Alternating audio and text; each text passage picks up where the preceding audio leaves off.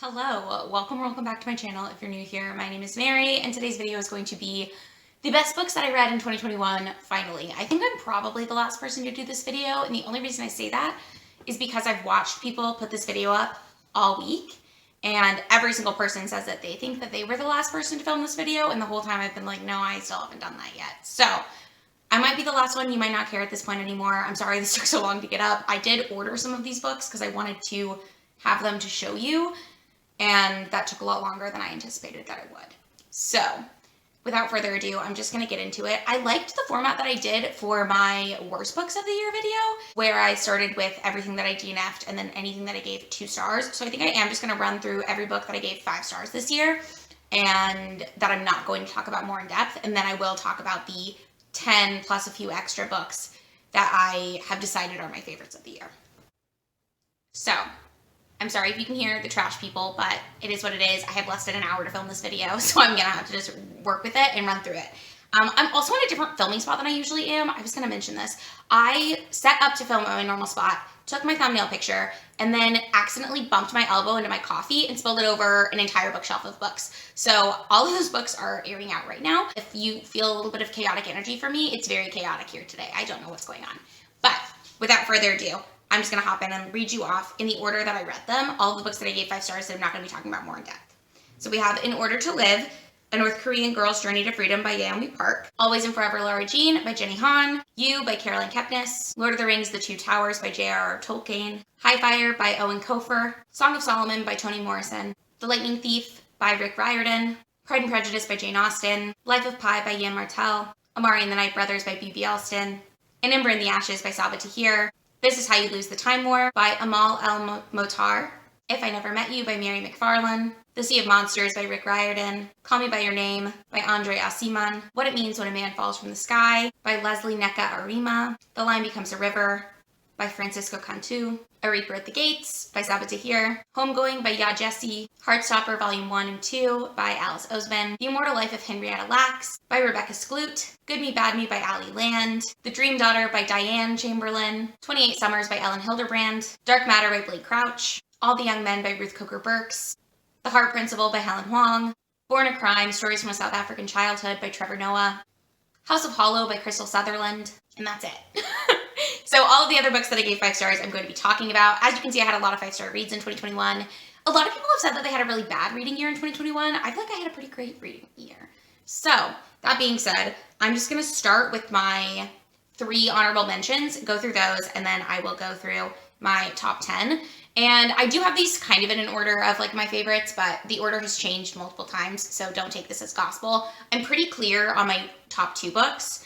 Whether one is number 1 or the other is number 1 is sort of anybody's guess on any given day. But I am going to start with my 3 honorable mentions. First up, because it's highest on the stack, Ninth House by Leigh Bardugo. This is the first book in the Alex Stern series. It's like an urban fantasy set on the campus of Yale, and it has a lot to do with Yale's secret societies. So I thought that was really interesting. I think if you like dark academia, I don't know if this is dark academia.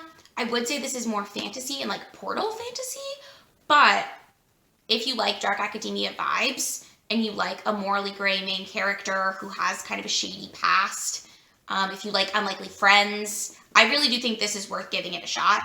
I really enjoyed this book, and I'm saddened that there is not a sequel out yet because I would love to read it. So, Leigh Bardugo, if you could get on that sequel, I would appreciate it. The next honorable mention that I'm going to talk about is a nonfiction called Packing for Mars by Mary Roach. I read this as a part of a vlog, so I will link that vlog somewhere for you if you have not seen it and you would like to. This is, again, nonfiction, and it's about astronauts and how astronauts are chosen to go into space, the training they have to go through before they can go to space, and all sorts of things about space travel that I never really considered. I really do think if you like science fiction, you would probably like this book. I've read one of her other nonfictions called Spook, which is about, like, what people think happens after we die. I do think that Mary Roach has a way of interviewing her subjects, I guess, or people involved in the subject matter that she's wanting to write a book on. That makes it feel very personal. There's also a lot of really funny stuff in here, so I do highly recommend this one if you're into nonfiction or if you want to broaden your horizons with nonfiction, because this is a very snappy nonfiction, I would say. And my last honorable mention is another nonfiction, and that is The Recovering by Leslie Jamison. This is part memoir, part nonfiction, I guess, about alcohol addiction and just addiction in general. Leslie Jamison is a writer who was an alcoholic for a number of years. I guess she still is an alcoholic. I think that's the rhetoric around it. But this book went into depth about our societal views of alcoholism and the nature of alcoholism, and how some people can drink every day and it's not a problem, and other people can't drink at all because it would absolutely consume their lives, and how we perceive male alcoholics as like the male artist and people who give up everything for their art and it makes them creative and interesting. But when you have a woman who's an alcoholic, society perceives her as abandoning her duty as a nurturer, because you're not able to really nurture anything when you are nurturing your own addiction. So it goes into depth on that, as well as going through her life and her realizing when she was an alcoholic. She talks about her first drink. She talks about the first time she gets high. She talks about how she used it as a coping mechanism for so long for different things. She also goes into why people might feel like they can't say they're an alcoholic, but why it's important to get help. She talks about her struggles with going to AA. This was an amazing book, and I do recommend the audiobook. I listened to this via audio, and I thought it was very powerful. Now we're gonna go down to the top 10 books that I read in 2021. Drumroll please, coming in at number 10, we have a very short book that I read at the very beginning of the year, which is Brother by David Chariandi. Not to be confused with the thriller Brother. This is a literary fiction set in a town in Canada about an immigrant family and about these two brothers in particular. We follow two timelines. One is a future timeline where one of the brothers is going back to visit his mother in this apartment complex community that he grew up in. I think it's in Toronto somewhere, and it has a high population of immigrants and people of color. And so he talks about going back to see his mother who is sick, running into an old friend that he hasn't seen since he was like a teenager. And we also get snippets of flashbacks to what happened to his brother, because we know that his brother is no longer with us, but we don't know what happened.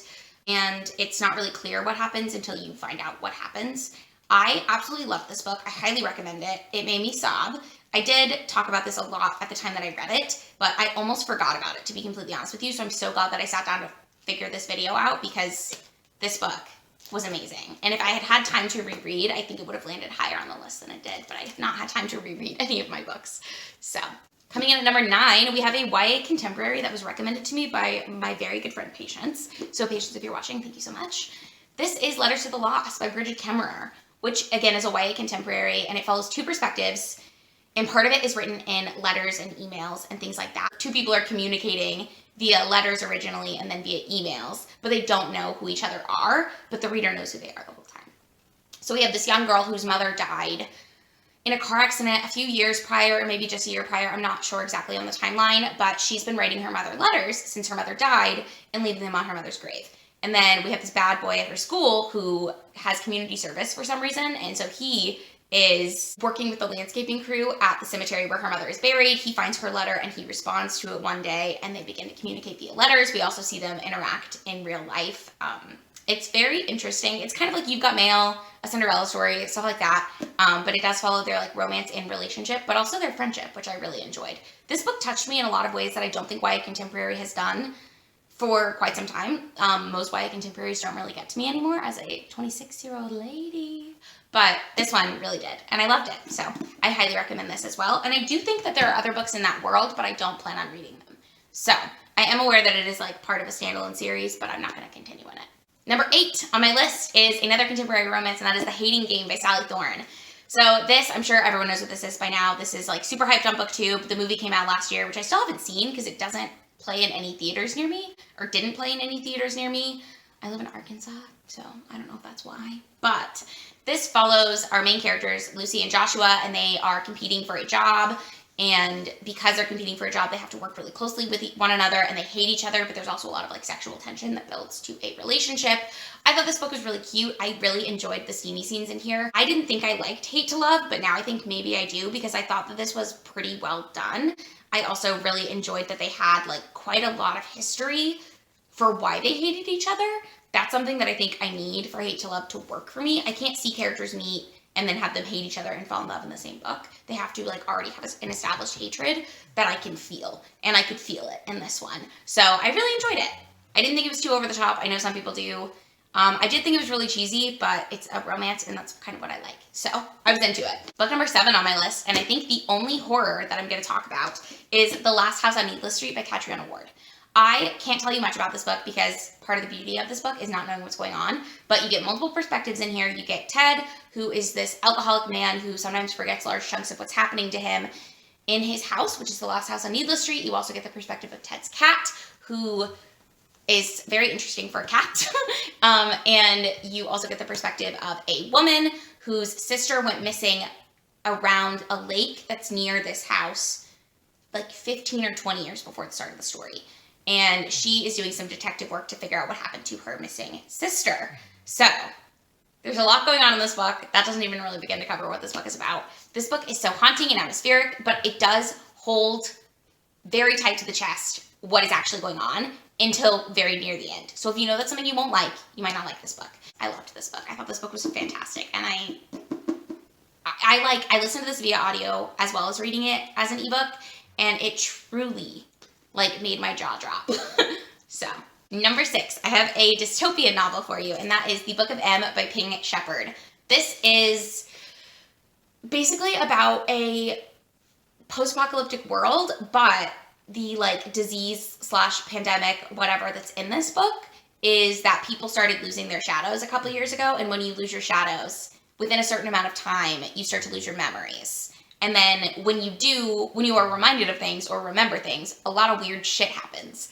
This book I loved. I don't think it fully explains everything that's going on, which I don't mind. I don't mind an open ending. I don't mind really not figuring out what's going on. I also especially don't mind it because the characters' heads that we're in, they don't know what's going on. So we are following primarily a married couple, and at the start of this book, Max, the wife, loses her shadow. So we know that she's about to lose her memories.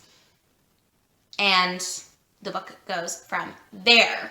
So good. I loved this book. I absolutely adored this book, and I am definitely wanting to reread it at some point. It also has one of my favorite dystopian tropes, which I like to call the long walk. I don't know what other people call it, but it's essentially when a large group of people are the last humans left, and they have to follow something to go to some place, but they don't really know why they're going there.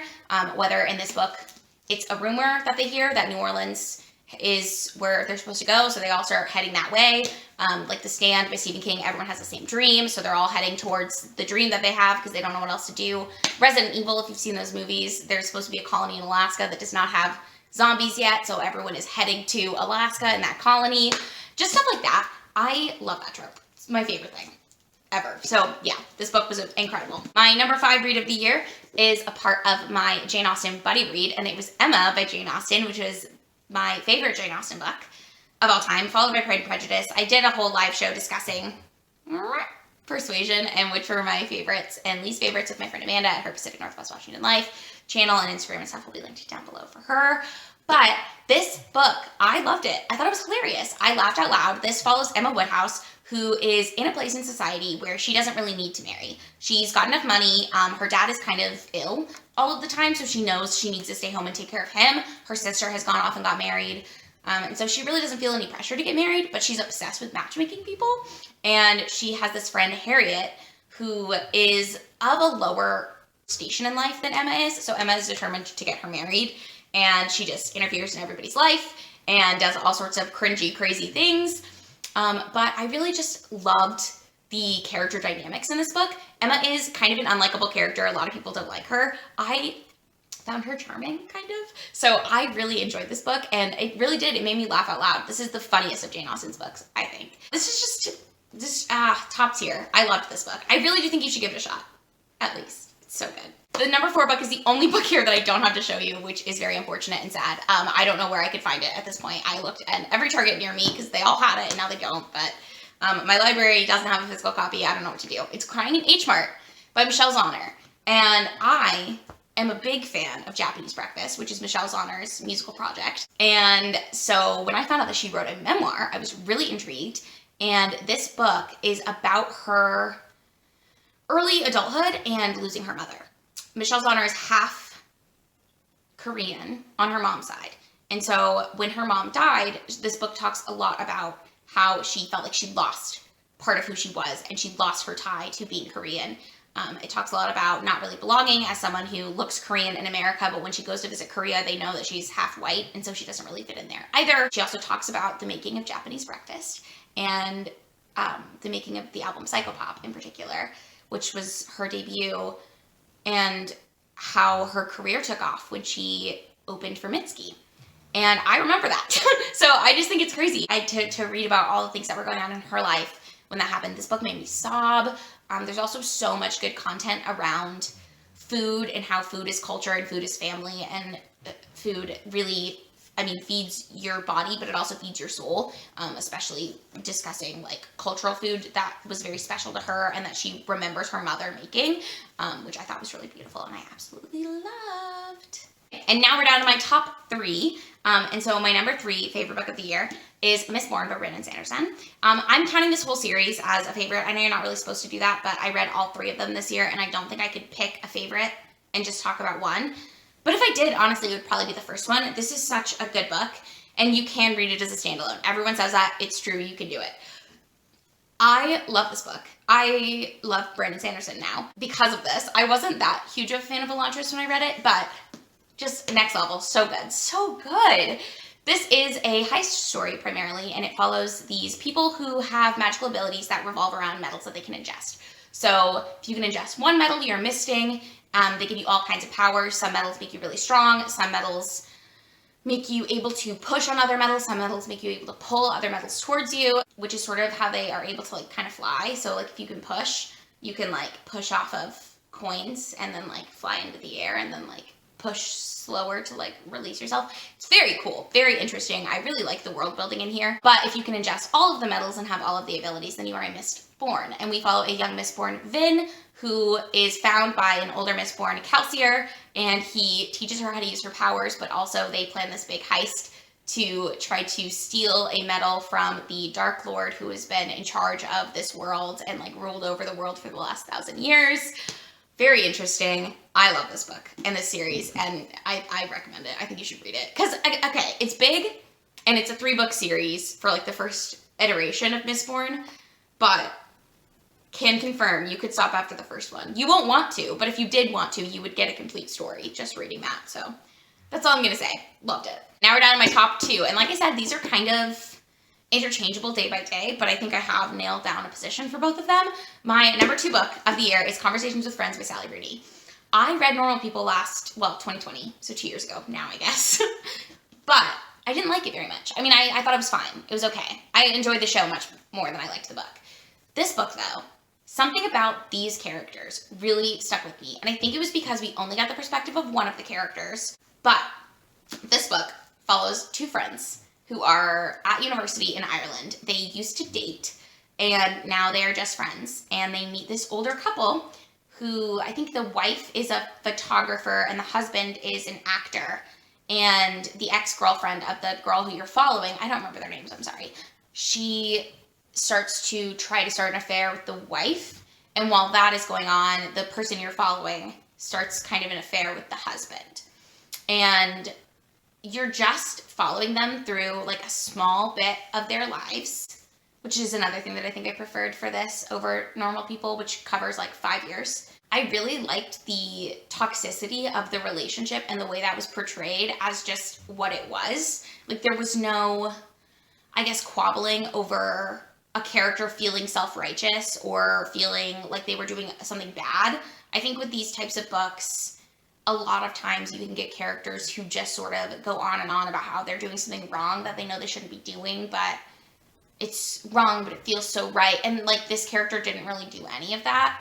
She was just like, this is what it is. And I liked that personally. I know not everyone will like this, but I absolutely loved this book. It made me cry, again, a theme amongst my favorites, but it also just made me like, I don't know, I was invested in what was going on. And I felt like I really was having a conversation with friends. Like I felt like I knew these characters and was just like a part of it, which I don't feel like I usually feel when reading books. So I loved it. I loved this book. I thought it was incredible, and I really do recommend it. I think you should give it a shot. Finally, my number 1 favorite book of the year. I bet you can guess what it is. Maybe not, but okay. Yeah, that's fun. Leave a comment down below what you think my number 1 favorite book of the year is. Now that I've gone through every book that I gave 5 stars, and every book that is already on this list of favorites, what's missing? The Midnight Library by Matt Haig. This was one of my most anticipated books of the year. It was also my 5-star predictions for this year. I think this actually ended up coming out last year, but I am behind on everything, so who is surprised? This follows Nora, who is a 30-something-year-old woman who's very dissatisfied with her life. And at the beginning of this book, she decides that she's going to try to end her life. And when she does, she's unsuccessful, but she wakes up in this place between living and death, which is a midnight library. And at this library, there are shelves and shelves and shelves full of every choice she could have made and the life that would have preceded that choice. And so she is able to go through a couple of different options for what her life would be like if she had done something different. And I find that concept so fascinating. And I also just found this book very uplifting. It was very sad, but it wasn't like somehow Matt Haig wrote about the subject of suicidal tendencies, depression, and just like the bottom of your life with such hope. And like he was able to make it so palatable and so inspiring without being cliche, in my opinion, or like, I don't know. He was able to do something with this to where it didn't just feel like a very depressing slog, which is kind of what it sounds like it could have been. So I absolutely loved this book. And I highly recommend it. Take a shot every time I said highly recommend. Good grief. That's it. Those are the 13, I guess, books that I can't get out of my head. I hope you enjoyed this video. If you made it to the end, don't forget to give it a thumbs up. Also comment down below with what your favorite book of the year was. Or if you've read any of these books and how you felt about them. Especially if you have a contrary opinion to mine. I love hearing when people hate things that I like. Because I like, you know. It sounds bad to say that I like hearing about people hating things, but I do think it's more fun to hear about why someone dislikes something than it is to hear about why they like something. But it might just be because I'm not very good at explaining why I like things, but I am really good at explaining what I don't like about things. So, that's this video. Sorry, this camera has been a little shaky. It's on a table that I keep bumping. That's my bad. Hopefully I will be back to my normal filming setup next time, but thank you so much for watching. If you enjoyed this video, give it a thumbs up. If you would like to, you can go ahead and subscribe to my channel because I do post 2 videos every single week, and I will see you in the next one. Bye!